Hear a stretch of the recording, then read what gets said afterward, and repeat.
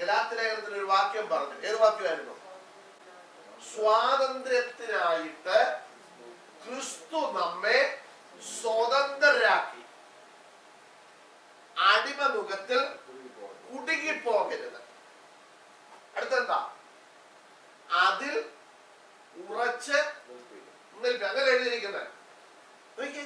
സ്വാതന്ത്ര്യത്തിനായി ക്രിസ്തു നമ്മെ സ്വതന്ത്രരാക്കി. അപ്പൊ നമുക്ക് മുമ്പ് എന്തില്ലായിരുന്നു? സ്വാതന്ത്ര്യമില്ലായിരുന്നു. നമ്മൾ എവിടെയായിരുന്നു? അടിമനുഖത്തിലായിരുന്നു. നമ്മൾ ഇതിനെ കുറിച്ച് ഒരു ദിവസം പഠിച്ചതാ. ആർക്കൊരു ഓർമ്മയുണ്ടോ? അടിമനുഖത്തിലായിരുന്നു നമ്മള്. പക്ഷേ ആര് നമ്മെ സ്വതന്ത്രരാക്കി? ക്രിസ്തു നമ്മെ സ്വതന്ത്രരാക്കി. ഈ വെറുതെ അല്ല സ്വതന്ത്രരാക്കിയത്, വില കൊടുത്ത് നമ്മെ എന്ത് ചെയ്തു? മേടിച്ചു. അതിന് ഉദാഹരണം പറഞ്ഞാൽ, ഇപ്പൊ നമ്മുടെ റോയിച്ചാന്റെ വീട്ടിൽ ഒരു കിളിയുണ്ട്. പൂച്ചയുടെ പിന്നെ പറയാം. ഇപ്പൊ കിളി, ഈ കിളി എവിടെ ഇട്ടേക്കുന്നത്? കൂടിനകത്ത് ഇട്ടേക്കുവാ. ഞാൻ അങ്ങോട്ട് ചെന്നിട്ട് റോയിച്ച ഇതിനെന്തോ വരെയായി? റോയിച്ച പറഞ്ഞ 50 പൗണ്ട്. ഞാൻ ഉദാഹരണം പറഞ്ഞു.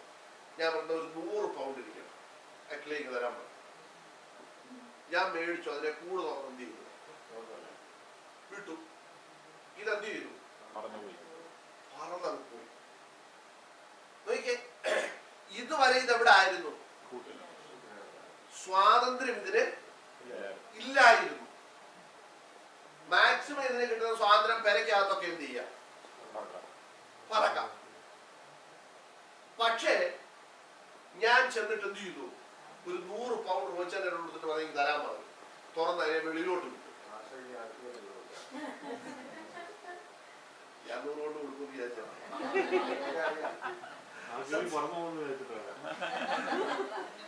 അപ്പൊ ഒരിക്കൽ ഈ കിളി പറന്നത് പോയി. പറന്നുപോയി. ഇതിന് സ്വാതന്ത്ര്യം കിട്ടി.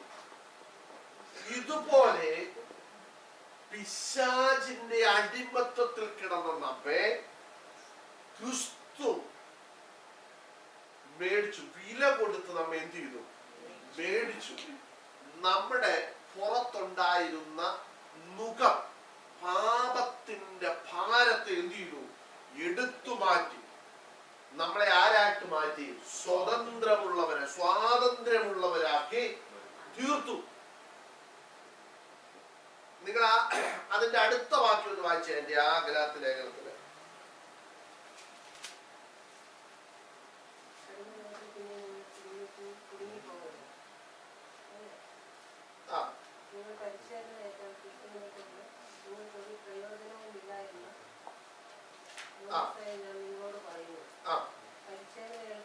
മതി. പൗലോസ് ഇവിടെ പറയുന്നത്, ഈ പഴയ നിയമത്തില് കുറെ കാര്യങ്ങൾ വെച്ചിട്ടുണ്ടായിരുന്നു. അതാ പൗലോസ് അടുത്തെന്താ പറഞ്ഞ? നിങ്ങൾ പരിച്ഛേദന ഏറ്റാൽ ക്രിസ്തുവിനെ കൊണ്ട് നിങ്ങൾക്കൊരു പ്രയോജനവുമില്ല എന്ന് പൗലോസായ ഞാൻ നിങ്ങളോട് എന്ന് പറഞ്ഞാൽ, ഈ പഴയ നിയമത്തിൽ ഈ പരിച്ഛേദന വെച്ചിരുന്നു അല്ലെ? ഈ പരിച്ഛേദന എന്തിനാ വെച്ചേ?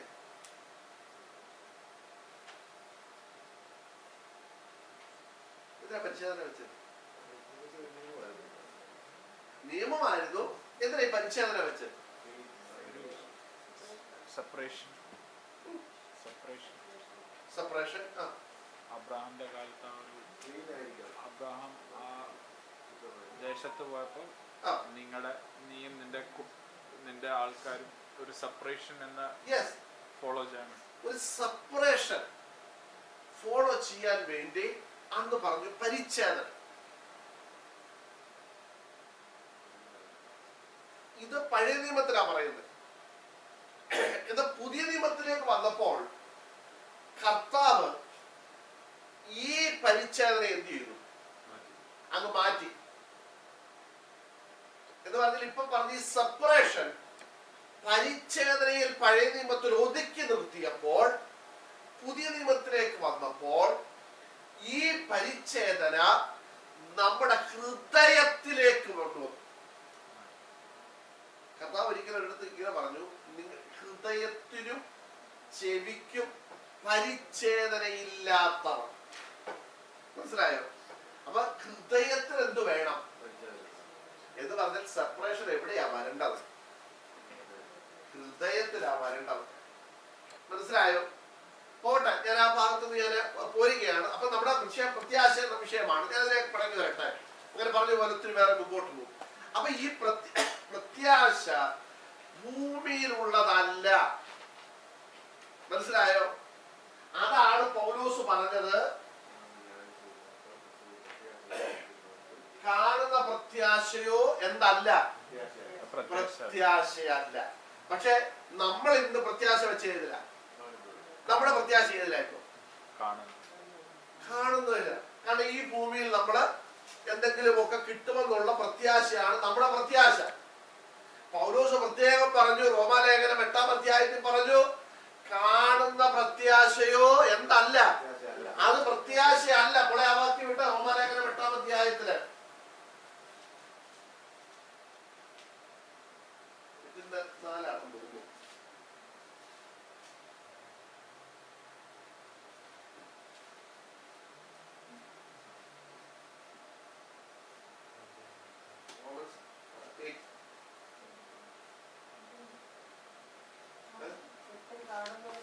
അതെന്താ വാക്യം? 24. സോറി 24. കേട്ടോ, പ്രത്യാശയാലല്ലോ നാം രക്ഷിക്കപ്പെട്ടിരിക്കുന്നത്, കാണുന്ന പ്രത്യാശയോ പ്രത്യാശയല്ല.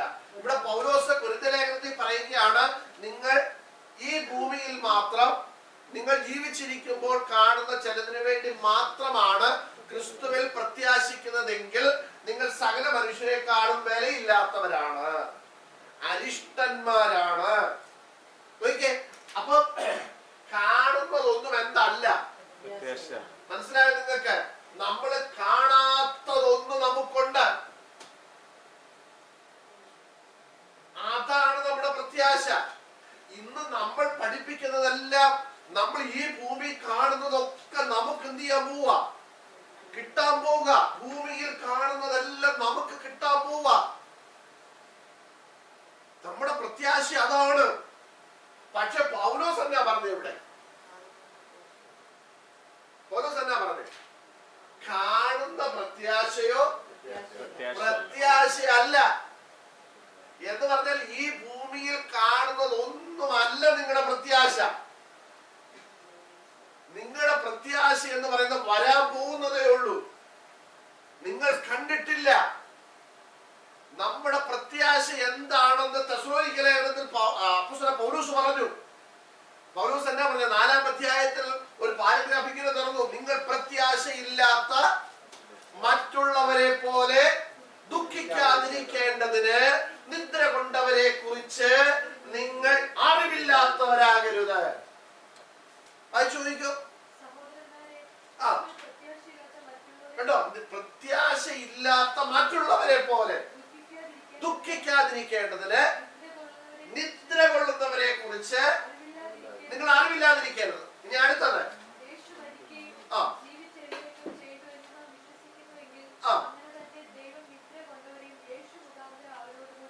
അപ്പൊ എന്നാ നമ്മുടെ പ്രത്യാശ? ഈ വാക്യം എല്ലാവരും ഒന്ന് വായിച്ചു നോക്കിക്കേ. 1 Thessalonians 4:30.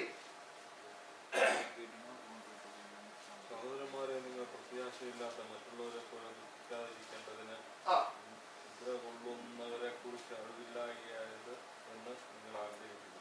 അടുത്ത വാക്യം, യേശു മരിക്കുകയും ജീവിച്ചെഴുന്നേൽക്കുകയും ചെയ്തു എന്ന് നാം വിശ്വസിക്കുന്നു എങ്കിൽ അങ്ങനെ തന്നെ ദൈവം നിദ്ര കൊണ്ടവരെയും യേശു മുഖാന്തരം അവനോടുകൂടെ വരുന്നു. അപ്പൊ ഇതാണ് നമ്മുടെ പ്രത്യാശ. അപ്പൊ എന്തോ നമ്മുടെ പ്രത്യാശ?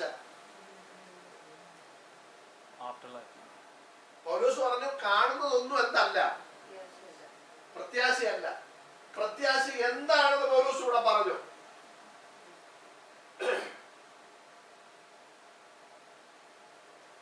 എന്താ നമ്മുടെ പ്രത്യാശ? നിങ്ങൾ വാക്യം വായിച്ചു നോക്ക്.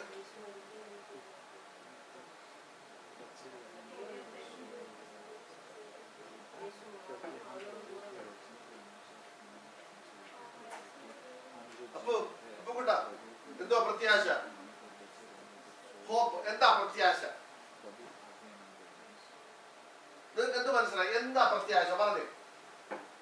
ഞാൻ പ്രസംഗിച്ച് പറഞ്ഞു പോവാ. എന്താ പ്രത്യാശ? നിങ്ങൾക്ക് എന്ത് മനസ്സിലായി?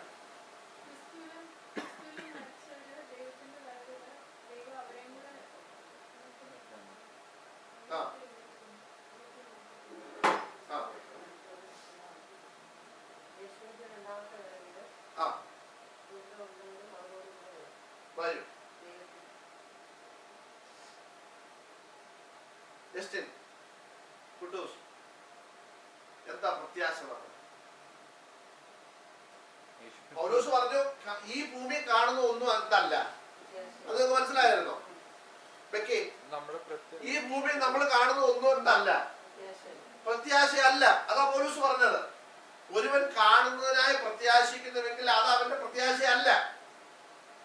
കാണാത്തതിനായിട്ടാണ് നമ്മൾ എന്ത് ചെയ്യുന്നത്? അങ്ങനല്ലേ പൗലോസ് പറഞ്ഞത്? അപ്പൊ ഈ കാണാത്ത എന്താണെന്ന് പൗലോസ് പറയുക. നമുക്ക് മുമ്പ് മരിച്ചവര് അവര് യേശുക്രിസ്തു തിരിച്ചു വരുമ്പോ അവരുടെ കൂടെ നമ്മൾ കണ്ടിട്ടില്ലാത്ത ഒരു വലിയ കൂട്ടം എന്ത് ചെയ്തിട്ടുണ്ട് അല്ലേ? നമുക്ക് തുടങ്ങാം. അബ്രഹാം തൊട്ടങ്ങ് തുടങ്ങാം. അതിന് മുമ്പോട്ടുണ്ട് പോട്ടെ. അബ്രഹാം തൊട്ടങ്ങ് തുടങ്ങാം. നമ്മളാരും കണ്ടിട്ടുണ്ടോ അബ്രഹാം? പോട്ടെ. പൗലോസിനെ കണ്ടിട്ടുണ്ടോ? പോട്ടെ. നമ്മുടെ ഒരു 4 തലമുറ വല്യപ്പനെ കണ്ടിട്ടുണ്ടോ?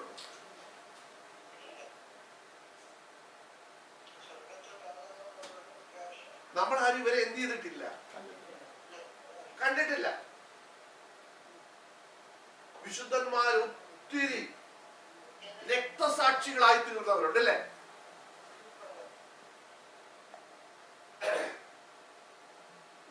ഒത്തിരി ആളുകൾ ദൈവവചനത്തിന്റെ അടിസ്ഥാനത്തിൽ എബ്രായലേഖനം 11-ാം അധ്യായത്തിൽ നമ്മൾ വായിക്കുന്നത് കാട്ടുമൃഗങ്ങളുടെ മുമ്പിൽ അവരെ എന്ത് ചെയ്തു? എറിഞ്ഞു കൊടുത്തു. പണ്ട് രാജാക്കന്മാരുടെ കാലത്ത് ഈ കൊളോസ്യം എന്ന് പറയുന്ന ഒരു സാധനമുണ്ട്. എന്തുവാ കൊളോസ്യം? കേട്ടിട്ടുണ്ടോ? എന്തുവാ അത്? സ്റ്റേഡിയം. ഇത് എന്തിനാ ഉപയോഗിച്ചിരുന്നത് അറിയോ? ഈ സ്റ്റേഡിയത്തിൽ രാജാവും അവന്റെ ആളുകളെല്ലാം കൂടുന്ന സമയത്ത് ഈ കാട്ടുമൃഗങ്ങൾ, സിംഹം, പുലി ഇങ്ങനെയുള്ളതിനെ 2-3 ദിവസം ആഹാരം ഒന്നും കൊടുക്കാതെ എന്ത് ചെയ്യും? കൂട്ടിട്ടു. ഇട്ടിട്ട് ഈ ദൈവജനത്തെ പിടിച്ചോണ്ട് വരും. പിടിച്ചോണ്ട് വന്നിട്ട് ഈ സ്റ്റേഡിയത്തിനകത്തോട്ട് ഇവരെ വിടും. വിട്ടിട്ട് കൂട് തുറന്ന് 2-3 ദിവസം ആഹാരം കഴിക്കാതെ കിടക്കുന്ന ഈ സിംഹത്തെ ഒക്കെ എന്ത് ചെയ്യും? തുറന്നങ്ങോട്ട് വിടും. എന്താ സംഭവിക്കുന്നത്?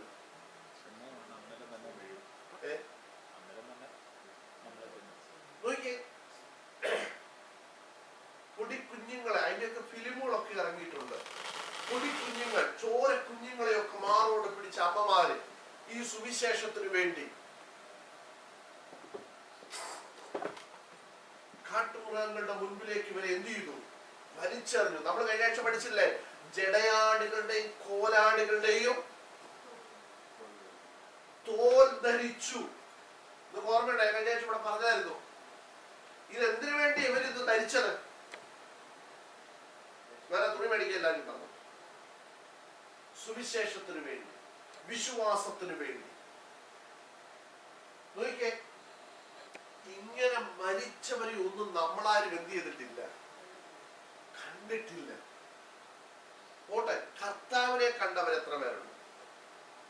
നേരിട്ട് കർത്താവിനെ കണ്ട എത്ര പേരുണ്ട്? നമ്മൾ വിശ്വാസത്താലാണ് കർത്താവിനെ എന്ത് ചെയ്യുന്നത്? കാണുന്നത് ഇല്ലേ? എന്നാൽ നമ്മൾ മുഖാമുഖമായിട്ട് എന്ത് ചെയ്യും? കർത്താവിനെ കാണും. അതാണ് നമ്മുടെ പ്രത്യാശ. പൗലോസ് പറയുകയാണ്, നിങ്ങൾ പ്രത്യാശയില്ലാത്ത മറ്റുള്ളവരെ പോലെ ദുഃഖിക്കാതിരിക്കേണ്ടതിന് നിദ്ര കൊള്ളുന്നവരെ കുറിച്ച് നിങ്ങൾക്ക് അറിവില്ലാതിരിക്കരുത്. അപ്പൊ പിന്നെ പറയുക, എന്താ നമ്മുടെ പ്രത്യാശ? യേശു മരിക്കുകയും ജീവിച്ചെഴുന്നേൽക്കുകയും ചെയ്തു എന്ന് നാം വിശ്വസിക്കുന്നു എങ്കിൽ അങ്ങനെ തന്നെ നിദ്ര കൊണ്ടവരെ എന്ത് ചെയ്യും? അവനോട് കൂടെ വരുത്തും. ഇതാണ് നമ്മുടെ പ്രത്യാശ. അപ്പൊ എന്നിട്ട് ഈ ഭാഗം നമ്മൾ വായിച്ച് വായിച്ച് താഴോട്ട് വരുമ്പോൾ ആ പാരഗ്രാഫ് നിർത്തുമ്പോഴ് എന്താ എഴുതിയിരിക്കുന്നത് അറിയാമോ? ആർക്കൊരു ഓർമ്മയുണ്ടോ? ഈ വചനങ്ങളെ കൊണ്ട് നിങ്ങൾ അന്യോന്യം ആശ്വസിപ്പിച്ചു കൊള്ളുവേ. അങ്ങനെ എഴുതിയിരിക്കുന്നത് കണ്ടോ? ഏത് വചനങ്ങളെ കൊണ്ട്? നിദ്ര കൊണ്ടവരെയും നാം എന്ത് ചെയ്യും? യേശു മുഖാന്തരം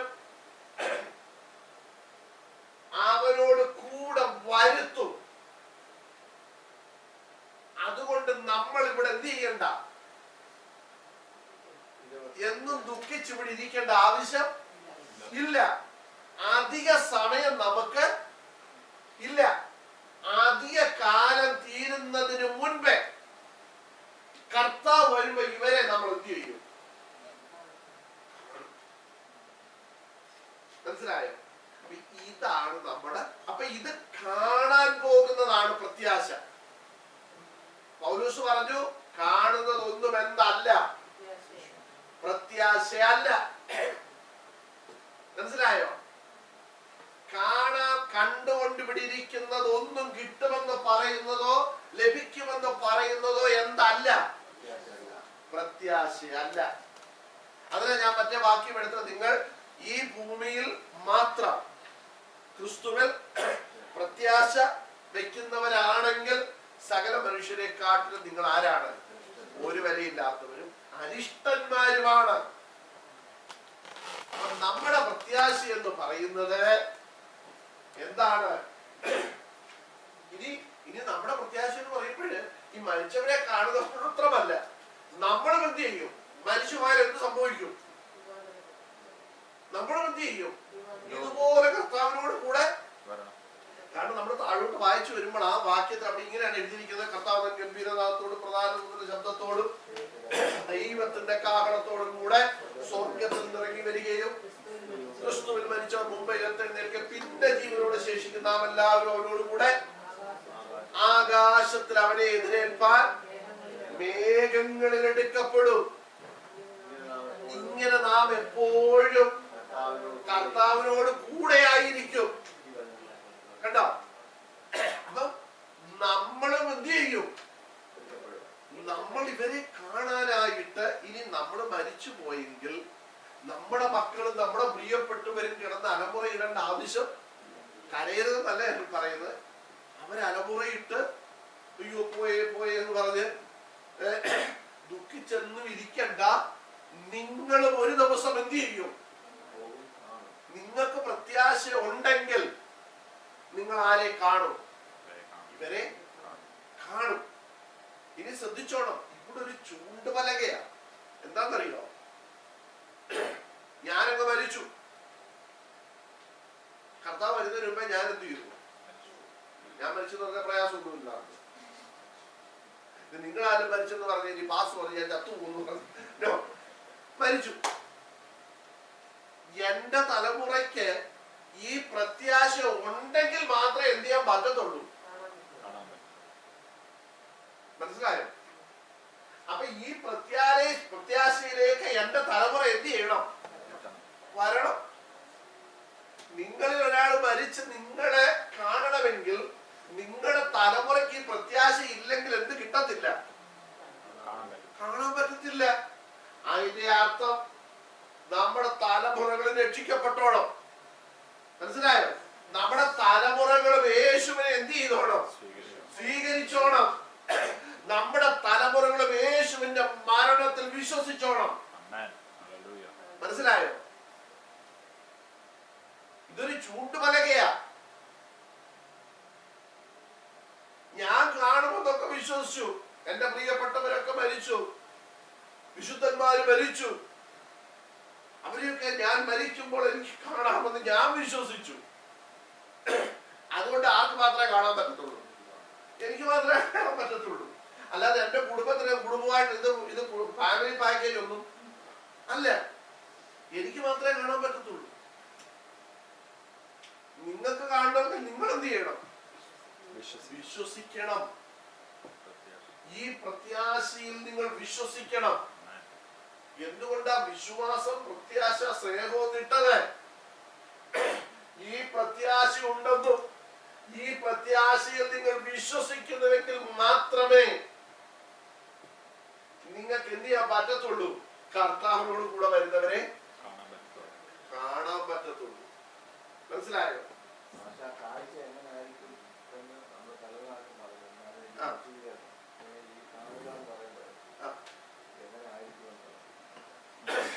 കാഴ്ച എന്ന് പറയുന്നത് എങ്ങനെയായിരിക്കും എന്ന് ചോദിച്ചാൽ, ഇവിടെ നമ്മൾ എന്താ വായിക്കുന്നത്? ഈ തെസ്സലോനിക്ക ലേഖനത്തിൽ വായിക്കുന്നത്, നമ്മൾ ആകാശമേഘങ്ങളിൽ എടുക്കപ്പെടും, അവനോട് കൂടെ എടുക്കപ്പെടുന്നു. എടുക്കപ്പെട്ട് നമ്മള് രൂപാന്തരം പ്രാപിച്ച ശരീരത്തോടാണ് എന്ത് ചെയ്യുന്നത്? ചെല്ലുന്നത്. ശ്രദ്ധിച്ചോണം, നമ്മള് രൂപാന്തരം പ്രാപിച്ച ശരീരത്തോടാണ് ഇവിടുന്ന് എന്ത് ചെയ്യുന്നത്? അതെ, തേജസ്കരിക്കപ്പെട്ട ശരീരത്തോടെയാണ് നമ്മൾ ഇവിടുന്ന് എന്ത് ചെയ്യുന്നത്? എടുക്കപ്പെടുന്നത്. കാരണം ഈ ശരീരം കൊണ്ട് എന്ത് ചെയ്യാൻ പറ്റത്തില്ല, അങ്ങോട്ട് പോകാൻ പറ്റത്തില്ല. കാരണം ഇത് എവിടെ നിന്ന് എടുത്താ? ഇത് മണ്ണിൽ നിന്ന് എടുത്തുകൊണ്ട് ഇത് മണ്ണിൽ തിരിച്ചു കൊടുത്തേ പറ്റത്തുള്ളൂ. ഈ മണ്ണിൽ നിന്ന് എടുക്കാത്ത ഒരു സാധനം നമ്മുടെ ഉള്ളിലുണ്ട്. ഏതാ? നമ്മുടെ ആത്മാവ്. അപ്പൊ അത് മാത്രമേ എന്ത് ചെയ്യത്തുള്ളൂ? അങ്ങോട്ട് പോകത്തുള്ളൂ. പിന്നെ നമുക്ക് വേറൊരു ശരീരമാണ് നമുക്ക് എന്ത് ചെയ്യുന്നത്? തരുന്നത്. അപ്പൊ ഈ ശരീരത്തിൽ, ഇപ്പോഴത്തെ ശരീരത്തിലുള്ള വികാര വിചാരങ്ങൾ ആ ശരീരത്തിന് ഇല്ല. ഞാൻ പറഞ്ഞ മനസ്സിലായോ? ഇപ്പോഴത്തെ ഈ ശരീരത്തിൽ എന്തുണ്ടായി? ഒത്തിരി ചിന്തകളുണ്ട്, ഒത്തിരി വികാരങ്ങളുണ്ട്, ഇമോഷൻസ് ഉണ്ട്, അല്ലേ? വൈരാഗ്യം, അത് ഇമോഷനാണ്. നമ്മുടെ ദേഷ്യം, പിന്നെ നമ്മളെ എന്തുവാ ഈ സൈഡ് പിടിക്കുന്നത്, അല്ലെങ്കിൽ എന്തോ അതിന് പറയുന്നത്,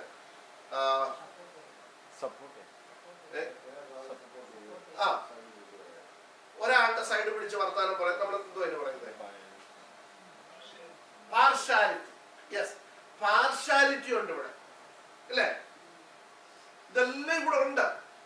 പക്ഷേ നമുക്ക് ലഭിക്കാൻ പോകുന്ന, നാം പ്രത്യാശിക്കുന്ന, നമുക്ക് ലഭിക്കാൻ പോകുന്ന തേജസ്കരിക്കപ്പെടുന്ന ശരീരത്തിന് ഈ വക ഇമോഷൻസ് ഒന്നും ഇല്ല. ഇവിടെ നമുക്ക് നമ്മുടെ കുടുംബത്തെ കുറിച്ചുള്ള ഭയങ്കര ആവലാതികളുണ്ട്, അല്ലെ? എങ്ങനെ ജീവിക്കും വിചാരപ്പെട്ടുകൊണ്ടിരിക്കുക. ഈ വിചാരപ്പെടൽ എന്ന് പറയുന്ന ഇമോഷൻസ് ഒന്നും എവിടെ ഇല്ല. കാരണം ഇന്ന് ഉച്ചയ്ക്ക് എന്ത് കിട്ടും? ഉച്ചക്കത്തെ തന്നെയാണോ വൈകിട്ട് ചൂടാക്കി കിട്ടുന്നത്?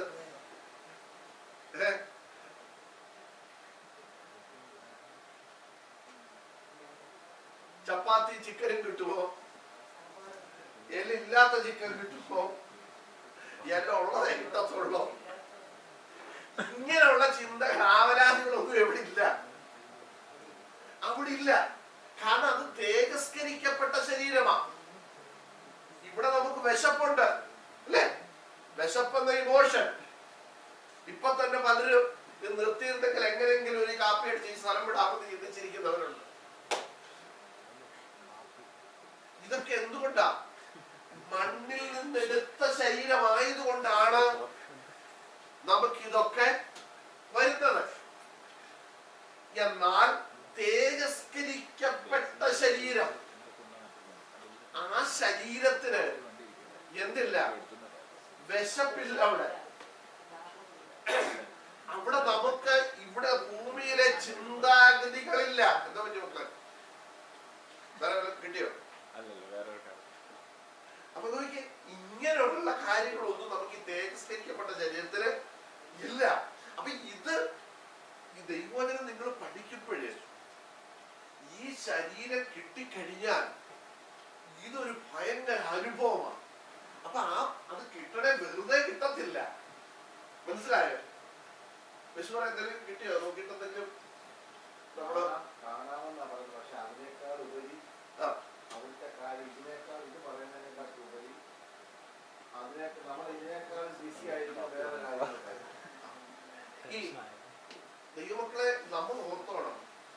ഈ സ്വർഗത്തിൽ ചെന്നിട്ട് നമ്മൾ ഈ കാണാന്നൊക്കെ പറയുമ്പോഴും ഞാൻ നിങ്ങളോട് ആത്മാർത്ഥമായിട്ട് വിളിക്കുന്ന ഒരു ചോദ്യം ഇങ്ങോട്ട് ശ്രദ്ധിച്ച്. നിങ്ങൾ എല്ലാവരും സ്വർഗത്തിൽ പോകും, ഞാൻ ആരും പോകത്തില്ലെന്നൊന്നും പറയത്തില്ല.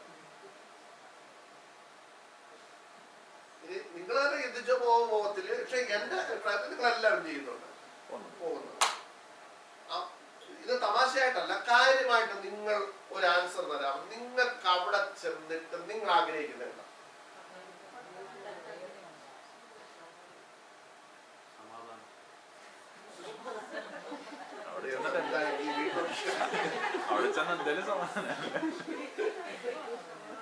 നിങ്ങൾ സ്വർഗത്തിൽ ചെന്നിട്ട് നിങ്ങൾ ആത്മാർത്ഥമായിട്ട് ദൈവസന്നിധിയിലാ പറയുന്നത്, ഓർത്തോളം.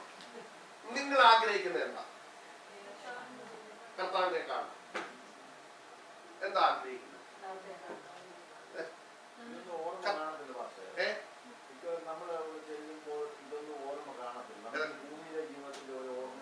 അതല്ലേ പറഞ്ഞ തേജസ്കരിക്കപ്പെട്ട ശരീരത്തിന് ഭൂമിയായിട്ട് എന്തില്ല? ഭൂമിയിലെ ഒരു ചിന്തകൾ നിങ്ങൾക്ക് വരത്തില്ല. അതാ ഇമോഷൻസ് എല്ലാം എന്ത് ചെയ്യും? മാറും. ഞാൻ അതാ നിങ്ങളോട് ചോദിച്ചത്, നിങ്ങൾ ആത്മാർത്ഥമായിട്ട് നിങ്ങൾ ആഗ്രഹിക്കുന്നത് ഈ കർത്താവിന്റെ കാഹളം കേട്ട് നിങ്ങൾ ഇവിടെ നിന്ന് എടുക്കപ്പെടുമ്പോൾ, അല്ലെങ്കിൽ ഇപ്പം എടുക്കപ്പെടുമെന്നുള്ള ആഗ്രഹം നിങ്ങളുടെ ഉള്ളിലുള്ളപ്പോൾ തന്നെ നിങ്ങളുടെ ഏറ്റവും വലിയ ആഗ്രഹം എന്താ? അവിടെ ചെന്നിട്ട് കർത്താവിന്റെ മടിയിരിക്കും. ഓക്കെ, കർത്താവിന്റെ മടിയിലിരിക്കും, കർത്താവിനെ കാണണം. വേറെ റോജ?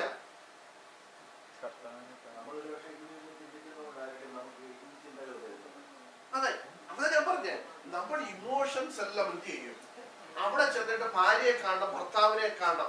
കർത്താവ് തന്നെ പറഞ്ഞു, ഈ യേശുവിന്റെ അടുക്കൽ പരീശന്മാർ വന്നിട്ട് ചോദിച്ചു, ഒരു സ്ത്രീ കല്യാണം കഴിച്ചു, അവിടെ ഭർത്താവ് എന്ത് ചെയ്തു?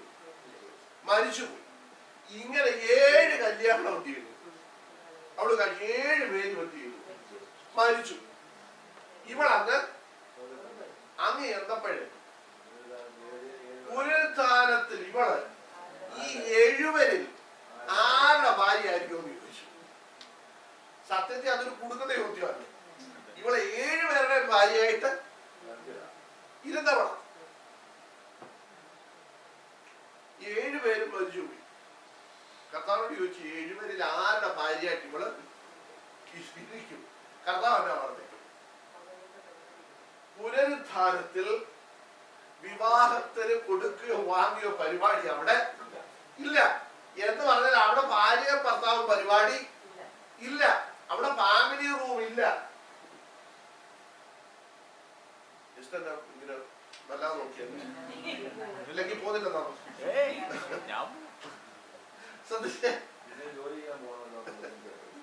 ശ്രദ്ധിച്ചാണോ? അവിടെ ഫാമിലി റൂം ഇല്ല, അവിടെ ഫാമിലി കോട്ടില്ല. നിങ്ങൾ വാക്യം കാണിക്കാം, വാക്യമൊന്നുമില്ല, ഫാമിലി റൂമില്ല, ഫാമിലി കോട്ടില്ല. കാരണം കർത്താവ് പറഞ്ഞു അവിടെ വിവാഹത്തിന് കൊടുപ്പും മേടിയും ഒന്നും ഇല്ല. അവിടെ പുനരുത്ഥാനത്തിൽ അവർ ആരെ പോലെ ആയിരിക്കും? ദൂതന്മാരെ പോലെ ആയിരിക്കും. ഇനി ശ്രദ്ധിക്കണം, ദൂതന്റെ പണി തന്നെ. യെസ്. അപ്പൊ അവിടെ എന്താ നമ്മുടെ പണി? ദൈവത്തെ സ്തുതിക്കുക, ദൈവത്തെ ആരാധിക്കുക. ഇതേ ഉള്ളവിടെ. ഞാനതിന് വാക്യം നിങ്ങളെ വായിച്ചു കേൾപ്പിച്ചു. വെളിപ്പാട് പുസ്തകത്തിൽ 19-ാം അധ്യായം 1-ാം വാക്യം എന്നാ വായിക്കുന്നത്? അനന്തരം ഞാൻ സ്വർഗത്തിൽ വലിയൊരു പുരുഷാരത്തിന്റെ മഹാഘോഷം പോലെ കേട്ടത്. ഹല്ലേലൂയ. രക്ഷയും മഹത്വവും ശക്തിയും നമ്മുടെ ദൈവത്തിനുള്ളത്. കണ്ടോ? രക്ഷ അവിടെ ചെന്ന് കഴിയുമ്പോ നമ്മൾ പറയുന്ന കാര്യം ഓർത്തോണം, ആ വാക്യം ശ്രദ്ധിച്ചോണം. നമ്മൾ പറയും, നമ്മൾ എന്തൊക്കെയാ സ്തുതിക്കുന്നത്? സ്തോത്ര സ്തോത്ര സ്തോത്ര ഇത് പറഞ്ഞുകൊണ്ടിരിക്കുകയല്ല. ഇനി വായിക്കുന്നുണ്ടെങ്കിലും അത് അവരെന്ത് ചെയ്യുന്നില്ല, ഗ്രഹിക്കുന്നില്ല. ഈ ഫിലിപ്പോസ് എത്യോപ്യയിലെ കന്നക്ക എന്ന രാജ്ഞിയുടെ ഫൈനാൻസ് മിനിസ്റ്ററോട് ചോദിച്ച ഒരു ചോദ്യം അപ്പോസ്തല പ്രവൃത്തിയിലുണ്ട്.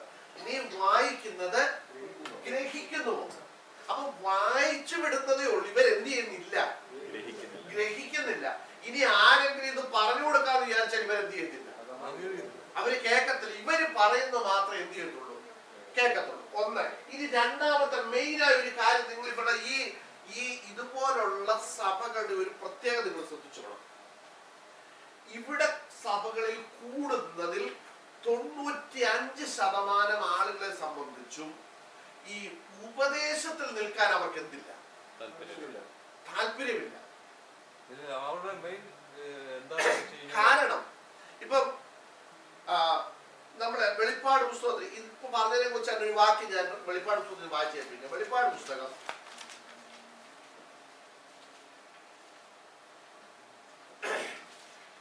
22-ാം അധ്യായം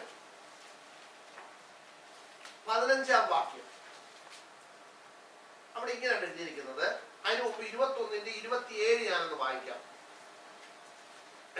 കുഞ്ഞാടിന്റെ ജീവപുസ്തകത്തിൽ എഴുതിയിരിക്കുന്നവരല്ലാതെ അശുദ്ധമായത് യാതൊന്നും മ്ലേച്ഛതയും ഭോഷ്കും പ്രവർത്തിക്കുന്നവനാരും അതിൽ കടക്കയില്ല. ഏതിൽ കടക്കത്തില്ല? കർത്താവിന്റെ രാജ്യത്തിൽ കടക്കത്തില്ല. ഓക്കെ, റോജ മനസ്സിലായോ? അടുത്ത വാക്യം ശ്രദ്ധിച്ചോണം. 22-ാം അധ്യായം 15-ാം വാക്യം. നായ്ക്കളും ക്ഷുദ്രക്കാരും ദുർനടപ്പുകാരും കുലപാതകന്മാരും ബിംബാരാധികളും ഭോഷ്കിൽ പ്രിയപ്പെടുകയും അതിനെ പ്രവർത്തിക്കുകയും ചെയ്യുന്ന ഏവരും പുറത്തു തന്നെ. അതെന്തോ പുറത്തു തന്നെ എന്ന് പറഞ്ഞാൽ യവനൊന്നും എവിടെ കയറത്തില്ല. നിങ്ങളൊന്ന് ഓർത്ത് നോക്കിയ, കർത്താവെ എന്ന് ഞാൻ വിളിച്ചു, പിന്നെ എന്റെ വഴിക്ക് പോവാം. പക്ഷെ ഇവിടെ എന്താ എഴുതിയിരിക്കുന്നത്? നായ്ക്കൾ എന്ന് പറഞ്ഞാൽ നമ്മൾ വീട്ടിൽ വളർത്തുന്ന പട്ടിയുടെ കാര്യമല്ല പറഞ്ഞിരിക്കുന്നത്. ബൈബിളിൽ പറഞ്ഞിട്ടുണ്ട്, നായ്ക്കളെ സൂക്ഷിപ്പേ, ആകാത്ത വേലക്കാരെ സൂക്ഷിപ്പേ. എബ്രായലേഖനത്തിലാണെന്ന് ഒരു വാക്യമുണ്ട്. വായിച്ചിട്ടുണ്ട് നിങ്ങൾ ആരെങ്കിലും? നായ്ക്കളെ സൂക്ഷിപ്പിൻ, ആകാത്ത വേലക്കാരെ സൂക്ഷിപ്പിൻ. എന്താ ഈ നായ്ക്കൾ എന്ന് പറഞ്ഞേക്കുന്നത്? അറിയോ ആർക്കെങ്കിലും? യെസ്. പട്ടിയുടെ ഒരു പ്രത്യേകത എന്താണെന്നറിയോ? ഛർദിച്ചത് തന്നെ അവൻ ചെയ്യും. പിന്നെ ഇതാണ്, ഇത് പട്ടിക്ക് മാത്രമുള്ള ഒരു പ്രത്യേകത. വചനം എല്ലാ തിരുവെഴുത്തും ദൈവശ്വാസീയമാകിയ എന്ന് പറഞ്ഞതിന്റെ അർത്ഥം എല്ലാ തിരുവെഴുത്തും ദൈവത്തിന്റെ വായിൽ നിന്ന് പുറപ്പെട്ടതാകിയ, അത് ദൈവശ്വാസീയമാകയാൽ. നിങ്ങൾ വായിച്ചു നോക്കിക്കോ. All scriptures is given by inspiration of God and is profitable for doctrine, for reproof, for correction, for instruction in righteousness. കണ്ടോ? തിരുവെഴുത്ത് ദൈവശ്വാസ്യമാണ്. അത് നമ്മെ എന്തൊക്കെ ചെയ്യണം? ശാസിക്കണം.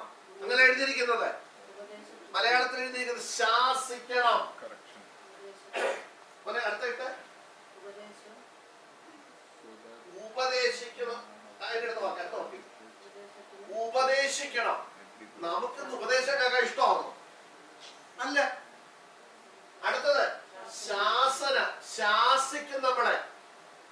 അടുത്തത് ഗുണീകരണം വരുത്തും നമ്മളെ, നീതിയിലെ അഭ്യസനം വരുത്തും. ഇത്രയും കാര്യങ്ങൾ ദൈവവചനം നമ്മെ എന്ത് ചെയ്യണം? ചെയ്യണം. ഇത് ചെയ്യുന്നില്ലെങ്കിൽ നമ്മൾ വെറുതെ ഇത് പോയി കേട്ടിട്ട് പോന്നു മാത്രമേ ഉള്ളൂ. ഇതിന് താല്പര്യമില്ലാത്തവരെന്താ ചെയ്യുന്നത്? ഇതില്ലാത്തോട്ട് പോവും. ഇപ്പൊ ഇവിടെ വന്നു, നിങ്ങൾ ഒരാൾ തെറ്റ് ചെയ്തു, ശാസിക്കും. മക്കളെ വചനം, ഇപ്പൊ ഉദാഹരണം ജസ്റ്റ് തെറ്റ് ചെയ്തു, ഞാൻ പറയും മക്കളെ വചനം ഇതാ പറയുന്നത്, ഇതനുസരിച്ച് നീ എന്ത് ചെയ്യണം? നടക്കണം, ജീവിക്കണം. ശാസിക്കും. മേലാൽ ഇത് എന്ത് ചെയ്യരുത്? ആവർത്തിക്കരുത്. ആവർത്തിച്ചോ, പക്ഷെ ദൈവസഭയിൽ എന്ത് ചെയ്യരുത്? വരരുത്. പൗലോസ് എന്താ പറഞ്ഞേ? മറ്റുള്ളവർക്ക് പാഠമാകാൻ തെറ്റ് ചെയ്തവരെ അവരുടെ ഇടയിൽ എഴുന്നേൽപ്പിച്ച് നിർത്തി എന്ത് ചെയ്യണമെന്ന, അങ്ങനെ ബൈബിൾ എഴുതിയിരിക്കുന്നത്. ശാസിക്കണമെന്ന്. പക്ഷെ നമ്മളങ്ങനെ ചെയ്യത്തില്ല. ചെയ്താൽ പിന്നെ പാസ്റ്റർ പിന്നെ ശാസിക്കാൻ കാണത്തില്ല.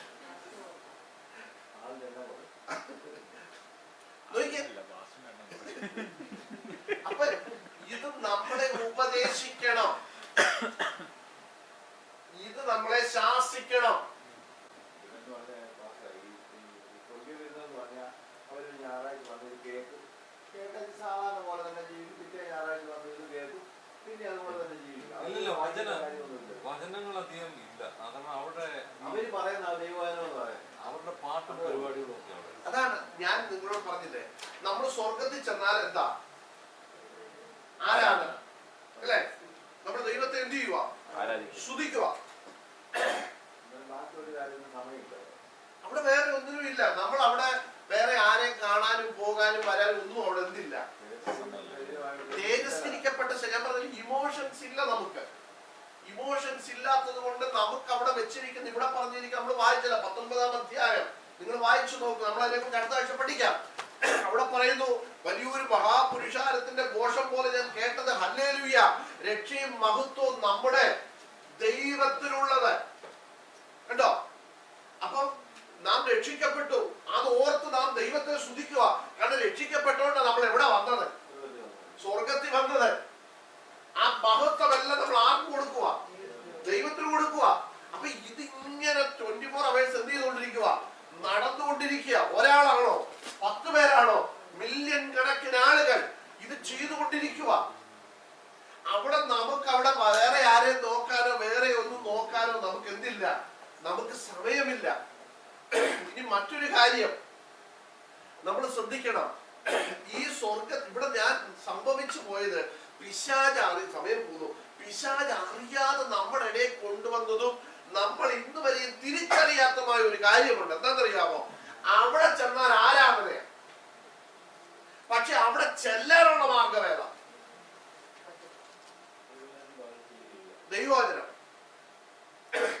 ഈ അവിടെ ചെല്ലാനുള്ള മാർഗം ഇവിടെ വെച്ച് പിശാച് അടച്ചു. കാരണം എന്ത് കേട്ടാൽ അവിടെ ചെല്ലുന്നത്? വചനം കേട്ടാ. ആദ്യം ഇവിടെ ഇല്ല. ഇവിടെ ഇപ്പൊ ഏതാ നടക്കുന്നത്? അവിടെ ചെന്നാൽ എന്താണോ ആദ്യം ഇവിടെ നടത്തുക.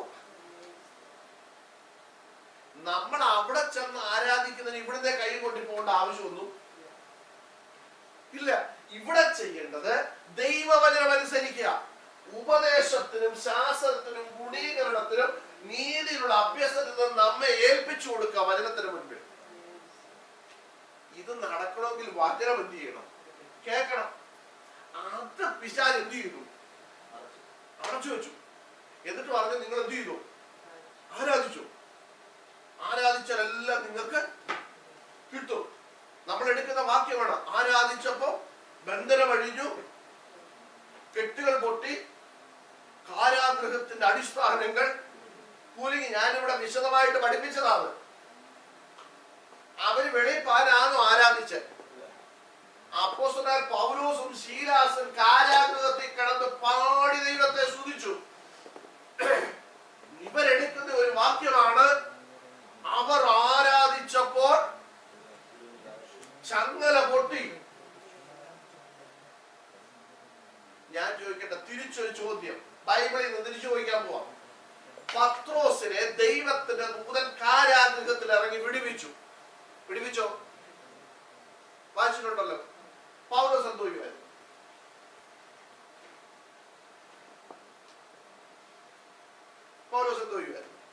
മക്കളെ?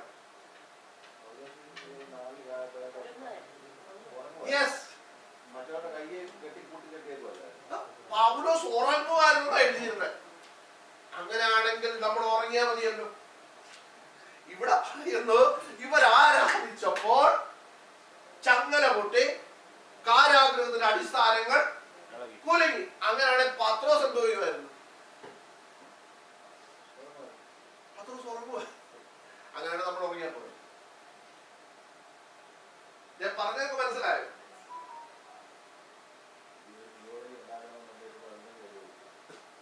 ഇത് വെറുതെ ഈ ഒരു വാക്യം എടുത്തു വെച്ചിട്ട് നിങ്ങൾ പഠിക്കണം. പൗലോസും ശീലാസും കാരാഗ്രഹം ഇളക്കാനോ കാരാഗ്രഹത്തിന്റെ ഓടാമ്പലുകൾ ഇളകിയിട്ട് അവർക്ക് അതിൽ നിന്ന് രക്ഷപ്പെടാനോ അല്ല അവർ ആരാധിച്ചത്. അവർക്ക് ദൈവനാമത്തിനു വേണ്ടി അപമാനം സഹിക്കാൻ അവരെ അവരെ തെരഞ്ഞെടുത്തതോർത്ത് ദൈവത്തെ സ്തുതിക്കുമായിരുന്നു അവര്. ദൈവത്തിന്റെ, ഞാൻ ചോദിക്കട്ടെ, കാരാഗ്രഹം ഇളകി, അടിസ്ഥാനം കുലുങ്ങി, വാതിലെല്ലാം തുറന്നു, അങ്ങനെ രക്ഷപ്പെടാൻ വേണ്ടിയാണ് അവർ ആരാധിച്ചിരുന്നതെങ്കിൽ തുറന്നപ്പോ അവരെന്ത് ചെയ്തേനെ? അവർ ഓടി രക്ഷപ്പെടും. പക്ഷെ അവർ പോയോ? കാരാഗ്രഹ പ്രമാണി മരിക്കാൻ, തന്നെത്താൻ കൊല്ലാൻ വാളെടുത്തപ്പോ പൗലോസ് എന്നാ പറഞ്ഞേ? നീ നിനക്ക് തന്നെ ദോഷം വരുത്തരുത്, ഞങ്ങൾ എല്ലാവരും ഇവിടെ ഉണ്ടല്ലോ എന്നാ പറഞ്ഞത്. രക്ഷപ്പെടാനാണ് കിടന്ന് കൈയടിച്ച് തുള്ളിയതെങ്കിൽ, ഈ ഭൂമിയിലേക്ക് കിട്ടാനാണ് കൈയടിച്ചതെങ്കിൽ കിട്ടിയ പരിപാടി അവർ നിർത്തും. പക്ഷെ പൗലോസും ശീലാസും കൈയടിച്ചതും തുള്ളിയതും രക്ഷപ്പെടാനല്ല. ആയിരുന്നെങ്കിൽ ഇത് തുറന്നുടനെ അവർ വെളിച്ചാടിയാൽ, എന്നിട്ട് പോയി സാക്ഷ്യം പറഞ്ഞാൽ ഞങ്ങൾ ആരാധിച്ചപ്പോൾ ചങ്ങല പൊട്ടി, കാരാഗ്രഹത്തിന് വാതിലെല്ലാം തുറന്നു, ഞങ്ങൾ ഒറ്റ ഓട്ടം ഓടി ഇവിടെ വന്നു. അവര് പറഞ്ഞാല് അല്ലേ? അവരൊരു സാക്ഷ്യവും പറയാൻ പോയില്ല. അവരവിടെ തന്നെ നിന്നു.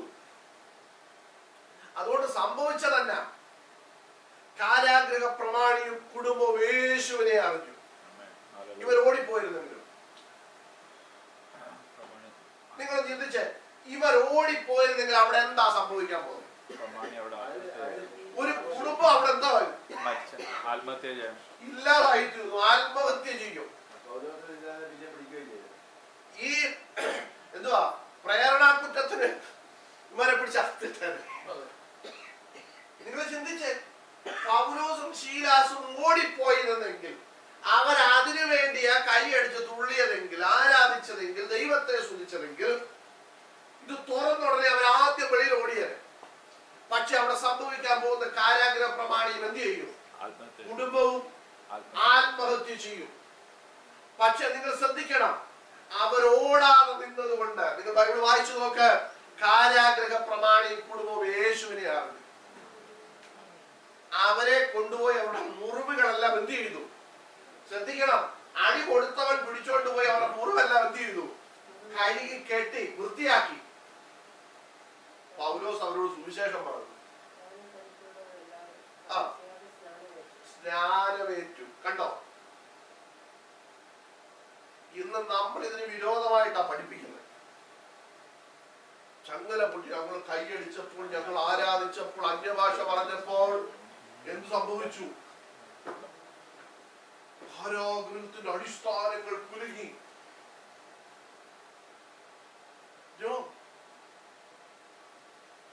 അവിടെ ദൈവം കുലിക്കത് പൗലോസിനും ശീലാസിനും വേണ്ടി അല്ല. അതാദ്യം മനസ്സിലാക്കണം. കാരാഗ്രഹ പ്രമാണിയും കുടുംബവും രക്ഷപ്പെടണമെങ്കിൽ, അവർ യേശുവിനെ അറിയണമെങ്കിൽ, അവർ സ്നാനപ്പെടണമെങ്കിൽ ഇതിവിടെ സംഭവിച്ചേ പറ്റത്തുള്ളൂ. ഇത് തിരിച്ചറിയാനുള്ള ബോധം ആർക്കുണ്ടായിരുന്നു? അപ്പോസ്തലനായ പൗലോസിനും ശീലാസിനും ഉണ്ടായിരുന്നു. ഇപ്പോഴത്തെ അപ്പോസ്തലന്മാർക്ക് ഇത് ഇല്ല. ഈ അറിയാൻ വയ്യാത്തതിനെ ജനത്തിന് അങ്ങോട്ട് പറഞ്ഞു കൊടുക്കും. ഞാൻ ഈ പറഞ്ഞ തെറ്റാണെങ്കിൽ ബൈബിളിലുണ്ട്, നിങ്ങൾ വായിച്ചു നോക്ക്. ഞാനിവിടെ പറഞ്ഞു, നിങ്ങൾക്ക് ചോദിക്കാം, പക്ഷെ അങ്ങനെ അല്ലല്ലോ എഴുതിയേക്കുന്നത്. മനസ്സിലായോ? വചനം പഠിപ്പിക്കാതെ ഇങ്ങനെയുള്ള അപ്പോസ്തലന്മാരെ കുറിച്ച് ഞാൻ ഇന്ന് രാവിലെ എഫേസ്യ ലേഖനത്തിൽ വായിച്ചതേ ഉള്ളൂ. ഞാൻ പിന്നെ പറയാം. കർത്താവ് നിങ്ങളെ അനുഗ്രഹിക്കട്ടെ.